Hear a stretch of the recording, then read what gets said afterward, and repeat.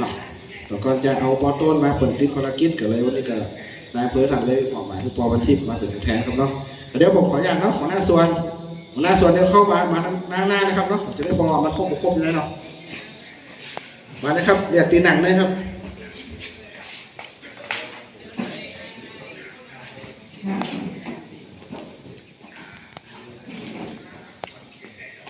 หัวหน้าส่วนของ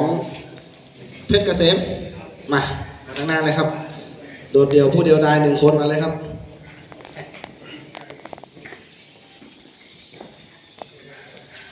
ชวสพี่เอกมาเลยครับ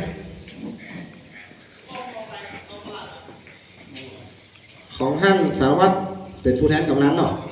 มาทางหน้าเลยครับ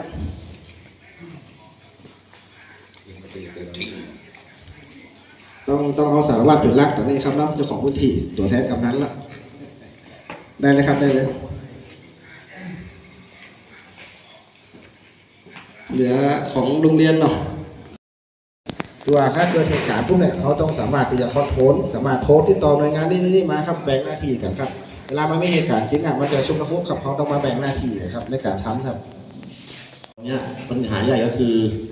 การหลบหนีเข้าเมืองโดยผิดกฎหมายนะครับทางนี้ทางกองทัพที่3ตอนนี้ลาดตระเวนนะครับ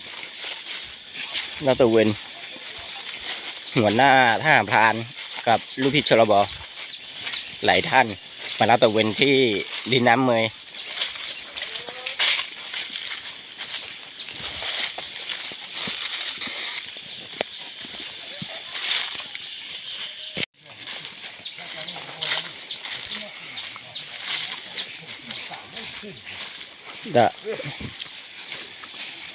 มาหัวหน้าทหารพรานเนี่ยปิดมิตรใจไว้ดีกว่าพระกาศเลย